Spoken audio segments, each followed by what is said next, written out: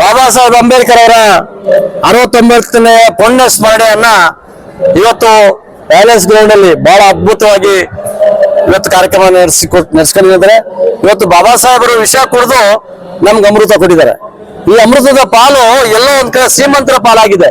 ನಮ್ಮಲ್ಲಿ ಇರ್ತಕ್ಕಂಥ IAS, IPS, IRS, IFS ಗಳು, ಡಾಕ್ಟರ್ಗಳು, ಇಂಜಿನಿಯರ್ಗಳು, MLA ಗಳು, MP ಗಳು ನಿರಂತರವಾಗಿ ಮೀಸಲಾತಿಯನ್ನು ತಿಂತಾ ಇದ್ದಾರೆ. ಇವತ್ತು ಕೂಲಿ ಮಾಡೋನು, ಜೀತ ಮಾಡೋನು, ಹಳ್ಳಿಯಲ್ಲಿ ಇರ್ತಕ್ಕಂಥವ್ರ ಬಗ್ಗೆ ಯೋಚನೆ ಮಾಡೋದಿಲ್ಲ. ಅಂಬೇಡ್ಕರ್ ಜಯಂತಿ ಬಂದಾಗ ಚಪ್ಪಾಳೆ ಹೊಡೆಯೋದು, ಒಂದು ಭಾಷಣ ಮಾಡೋದು, ಒಂದು ಚಾಕ್ಲೇಟು, ಒಂದು ಏನೋ ಒಂದು ತಿಂದು ಹೋಗೋದು, ಅದಲ್ಲ.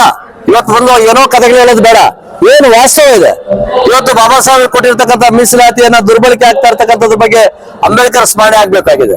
ಇವತ್ತು ಅಂಬೇಡ್ಕರ್ ಸ್ಮರಣೆ ಇವತ್ತು ಬಹಳ ಅದ್ಭುತವಾಗಿ ಆಗ್ಬೇಕಾಗಿದೆ. ಬಾಬಾ ಸಾಹೇಬರು ನೋವು ಅನುಭವಿಸಿ ನಮ್ಗೆ ಕೊಟ್ಟಿರ್ತಕ್ಕಂಥ ಸಾಮ್ರಾಜ್ಯನ ಎಲ್ಲ ಒಂದ್ ಕಡೆ ಹಂಚಿಕೆ ಆಗ್ತಾ ಇದೆ, ಅದು ಎಲ್ಲ ಒಂದ್ ಕಡೆ ಮರೀಚಿಕೆ ಆಗ್ತಾ ಇದೆ.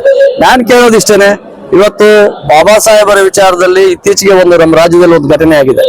ಅದೇನ್ ಘಟನೆ ಆಗಿದೆ? ಮೀಸಲಾತಿ ವರ್ಗೀಕರಣದ ಬಗ್ಗೆ ಮಾತಾಡ್ತೀವಿ ನಾವೆಲ್ಲಾನು. ಮೀಸಲಾತಿ ವರ್ಗೀಕರಣ ಆಗಿದೆ ಅಂತ ಬಹಳ ಖುಷಿ ಪಟ್ಬಿಟ್ಟು ಈ ಎಲ್ಲಾ ಜಾತಿಗಳಿಗೂ ಮೀಸಲಾತಿ ಸಿಕ್ತು ಅಂತಕ್ಕಂಥದ್ದು ಒಂದು ಖುಷಿ ಇದೆ. ಆದ್ರೆ ಖುಷಿ ಅಲ್ಲ ಅದು.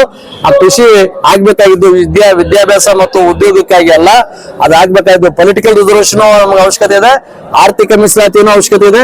ಈ ಎರಡು ಮೀಸಲಾತಿಯನ್ನ ಸಿಗ್ಬೇಕಾಗಿತ್ತು. ಇವತ್ತು ನಮ್ಮ ಸಂಘಟನೆಗಳು ಅದನ್ನು ಮರ್ತಿದ್ದಾವೆ, ನಮ್ಮ ರಾಜಕಾರಣಿಗಳು ಮರ್ತಿದ್ದಾರೆ. ಇವತ್ತು ಮೀಸಲಾತಿ ವರ್ಗೀಕರಣ ಆಗಿರ್ತಕ್ಕಂಥದ್ದು ಬಹಳ ಖುಷಿಯಾಗಿದೆ. ಆದ್ರೆ ಮೀಸಲಾತಿ ವರ್ಗೀಕರಣ ಎಲ್ಲೋ ಒಂದ್ ಕಡೆ ಶ್ರೀಮಂತರ ವರ್ಗೀಕರಣ ಆಗಿದೆ, ಇವತ್ತು ಎಲ್ಲ ಉಳ್ಳವರ ವರ್ಗೀಕರಣ ಆಗಿದೆ. ಇವತ್ತು ರಾಜಕೀಯದ ಮೀಸಲಾತಿ ವರ್ಗೀಕರಣ ಆಗ್ಬೇಕಾಗಿತ್ತು. ಇದ್ರ ಬಗ್ಗೆ ಧ್ವನಿ ಎತ್ತ ಕೆಲಸಗಳನ್ನ ನಾವು ಮುಂದಿನ ದಿನಗಳಲ್ಲಿ ಮಾಡ್ತೇವೆ.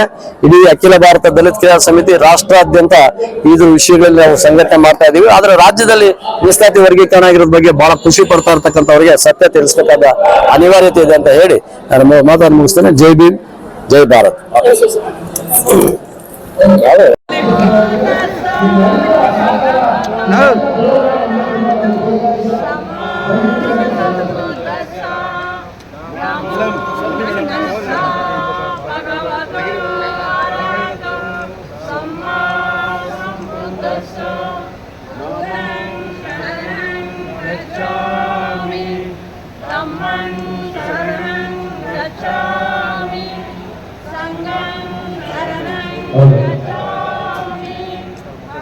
Pana.